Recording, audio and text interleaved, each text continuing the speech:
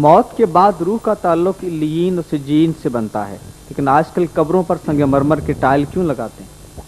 فرق ہی نہیں پڑتا، ایک بڑے زلزلے میں قبر بھی گر جاتی ہے اور مکان بھی گر جاتا ہے۔ تو یہ میں نہیں مانتا، اکثر لوگ کہتے ہیں کہ شاید پکی قبر کرنے سے تو گناہ و ثواب میں اضافہ ہوتا ہو۔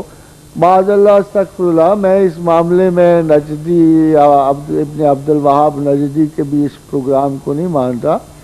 اس لیے کہ جب انہوں نے جنت البقیع کو اس خوف سے گرا دیا، ان کے قبر اور منازل اس خوف سے گرا دی کہ یہاں پرستش ہوگی، تو میرا خیال یہ ہے کہ چھوٹے کی تو کم پرستش ہوتی ہے، بڑے کی زیادہ ہوتی ہے، تو اصولاً سب سے پہلے انہیں آقا اور رسول کا مقبرہ گرانا چاہیے تھا۔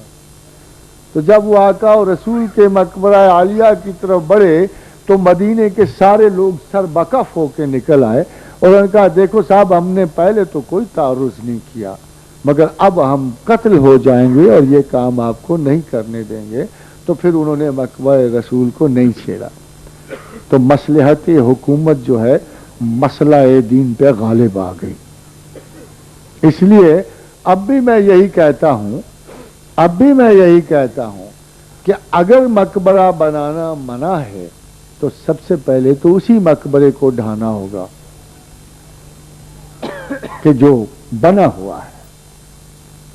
اور اگر اس کو تمام مذاہب کے گروہوں نے اور تمام اہل فکر نے قبول کیا ہوا ہے، اور یہ الزام اب بریلوی کو نہیں جاتا، دیوبندی کو نہیں جاتا، اہل حدیث کو نہیں جاتا، کیونکہ جو لوگ وہاں حکمران ہیں وہ ان تینوں سے متشدد ہیں، اور اگر انہوں نے ٹالرنس شو کی ہوئی ہے مقبروں کی تو اس کی دو صورتیں ہو سکتی ہیں، ایک تو یہ کہ یہ الاؤڈ ہے ان کے نزدیک، اور دوسری یہ کہ پبلک پریشر ہے۔ اگر پبلک پریشر کے تحت انہوں نے الاؤ کیا ہوا ہے تو ان پہ نفاق کا حکم لگتا ہے، اور اگر دین میں الاؤڈ ہے تو باقیوں کو بھی کوئی اعتراض نہیں۔ مگر علامہ صاحب اس کا بعد مجھ سے یقیناً بہتر جواب دیں۔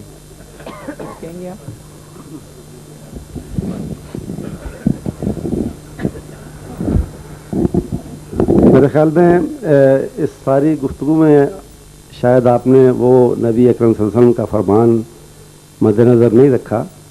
جس میں آپ نے حضرت علی رضی اللہ تعالیٰ عنہ کو حکم دیا تھا کہ وہ جو ایک خاص مقدار سے بڑی قبریں ہیں ان کو ہموار کر دیں اور قبوں کو گرا دیں۔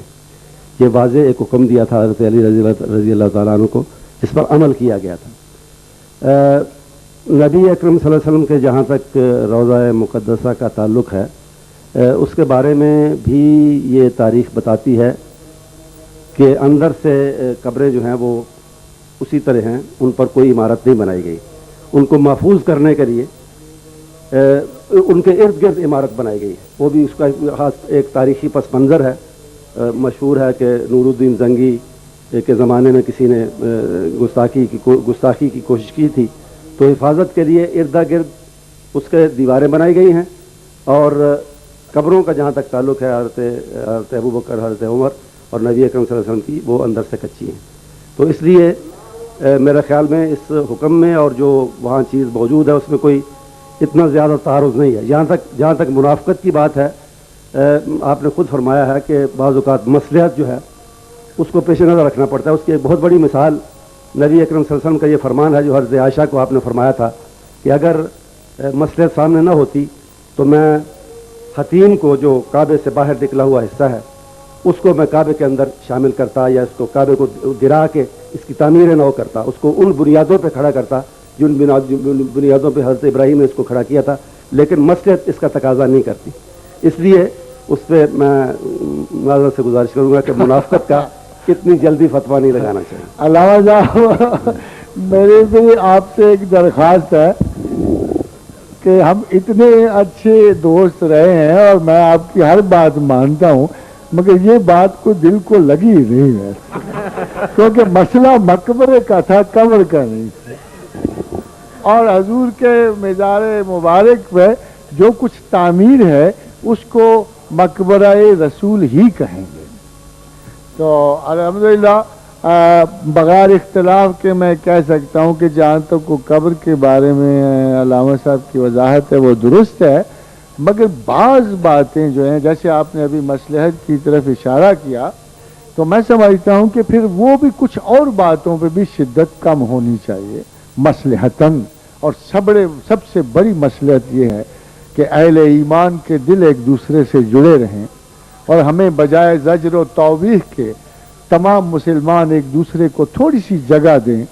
تھوڑا سا مقام دیں تاکہ وہ ایک دوسرے سے حسن سلوک اور محبت کے قائل ہو سکیں، جیسے کم از کم میرے اور آپ کے درمیان.